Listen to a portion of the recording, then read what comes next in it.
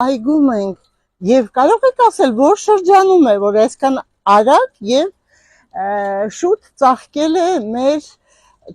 ծիրանի ծառը։ Իհարկե ծիրանի ծառը շատ առողջարար է, եթե տակը նստում եք, եթե սուրճ եք խմում, եթե վայելում եք օդը, հոտը, որովհետև այն եւ տրամադրություն բարձրացնող է, եւ սերոտոնին սինթեզող է օրգանիզմում, եւ բացի այդ ասեմ նաեւ այն շատ լավ է, երբ հենց գետնից քաղում եք ծիրանի, հենց գետնից վերցնում եք ծիրանի այս ծաղիկները եւ օգտագործում, քանի հնարավոր է թեյերի ձևով, որովհետև այն կարգավորում է սիրտանոթային համակարգը, իջեցնում է օրգանիզմում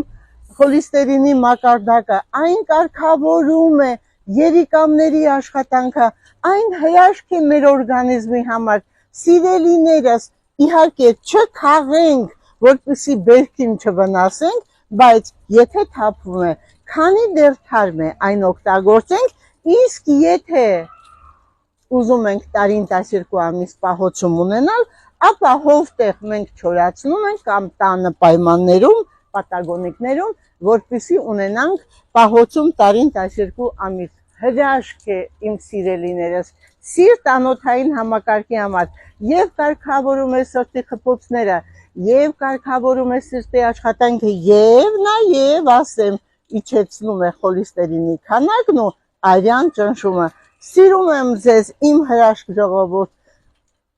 հրաշք է, սպասվում է ընտիր բերք, տեսնում եք ոնց է ծաղկել, ու ես մենք ով ունի, մենք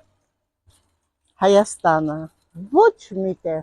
այսպիսի միրգ գոյություն չունի, բնական, տնական, առանց